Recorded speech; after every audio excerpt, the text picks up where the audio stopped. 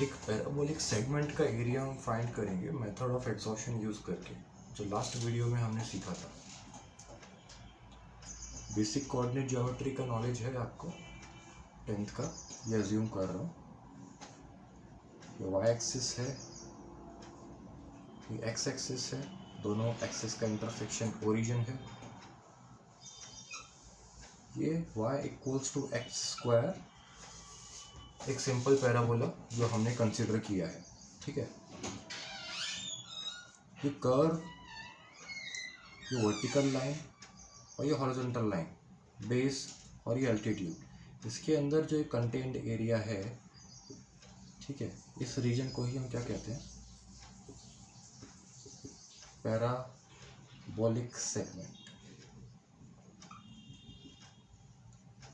इस सेगमेंट का हमें एरिया फाइंड करना है।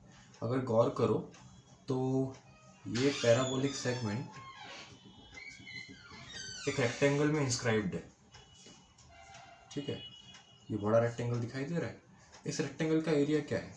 माना कि ये लेंथ है b, मतलब एक्स एक्सिस पर ये पॉइंट है b पॉइंट, तो इस b के करस्पॉन्डिंग y एक्सिस पर क्या पॉइंट होगा? इस डेफिनेशन को देखो, अगर x में हमने b पुट किया तो y equals to b square बनता है, मतलब ये पॉइंट b स्क्वायर है, ठीक है। कहने का मतलब ये है कि ये जो हाइट है, ये हाइट b स्क्वायर है।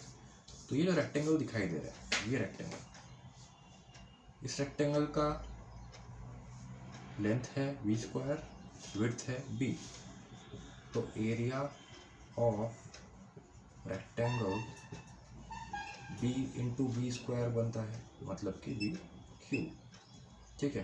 तो आर्किमिडीज ने ये फाइंड किया कि इस रेक्टेंगल के अंदर, ठीक है, हम कौन से रेक्टेंगल की बात कर रहे हैं, ए बी सी डी अगर इसे नाम दिया जाए तो, ठीक है।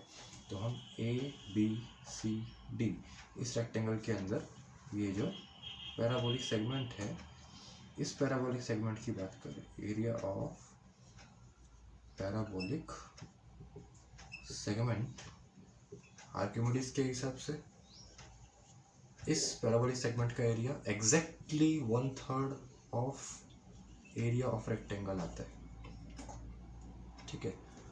तो हम भी मेथड ऑफ एग्जॉशन यूज करके ये रिजल्ट फाइंड करेंगे, ठीक है। मेथड ऑफ एग्जॉशन याद करो, जो लास्ट वीडियो में पढ़ा था। हम इस तरह के एक कर्व को बहुत सारे पॉलीगॉन्स में डिवाइड कर देते हैं, जितना हम कर सकते हैं। जैसे कि हम यहाँ कर रहे हैं, हम रेक्टेंगल्स ले रहे हैं। कौन से पॉलीगॉन्स ले रहे हैं? रेक्टेंगल्स। रेक्टेंगल्स का एरिया फाइंड करना हमारे लिए इजी है, ठीक है। तो हमने पूरे पैराबोलिक सेगमेंट को इस तरह के बहुत सारे रेक्टेंगल्स में डिवाइड कर दिया, तो हम इन रेक्टेंगल्स का एरिया कैलकुलेट कर लेंगे। लेकिन प्रॉब्लम वही है कि रेक्टेंगल्स का एरिया फाइंड करने के बाद ये बहुत सारे एरिया ऐसा है जो अनकैलकुलेटेड रह जाएगा, ठीक है। इस तरह से रेक्टेंगल्स लो, या फिर इस तरह से रेक्टेंगल्स लो, आउटर रेक्टेंगल्स, बाहर के रेक्टेंगल्स, ये इनर रेक्टेंगल्स हैं। उस तरह से आउटर रेक्टेंगल्स भी कंसिडर कर सकते हैं। इस तरह के आउटर रेक्टेंगल्स का एरिया हमने फाइंड किया, ठीक है। तो भी एक परेशानी है, क्या होगा? काफ़ी सारा ऐसा एरिया हम कैलकुलेट कर लेंगे जो पैराबोलिक सेगमेंट में नहीं आता है, ठीक है। काफ़ी सारा एरिया एक्स्ट्रा कैलकुलेट हो जाएगा, ठीक है।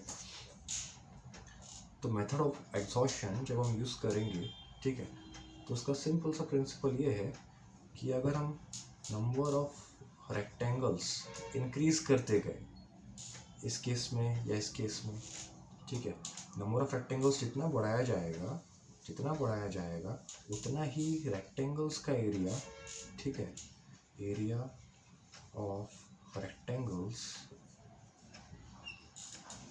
अप्रोच करेगा area, actual area of parabolic segment, ठीक है। यही हमारा कॉन्सेप्ट था मेथड ऑफ एग्जॉशन का।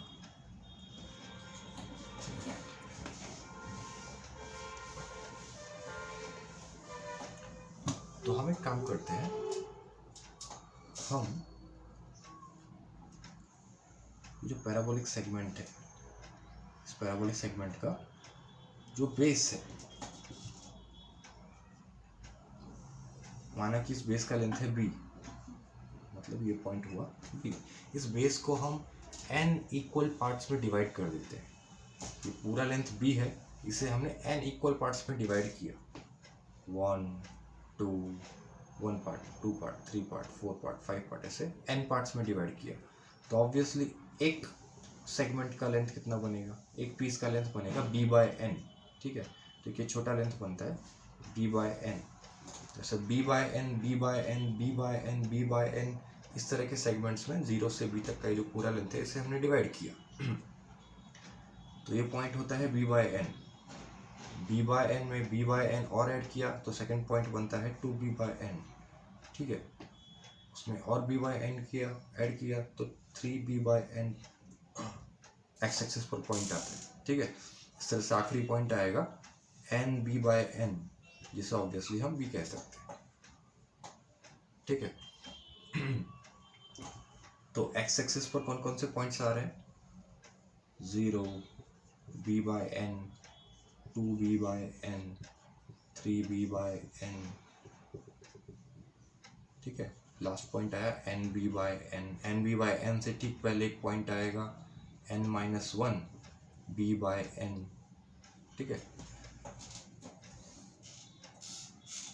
ये समझ आता है, ठीक है। तो हम एक टिपिकल पॉइंट कंसीडर करते हैं, ठीक है। टिपिकल पॉइंट कंसीडर करने से मतलब क्या है, जनरल पॉइंट कंसीडर करते हैं।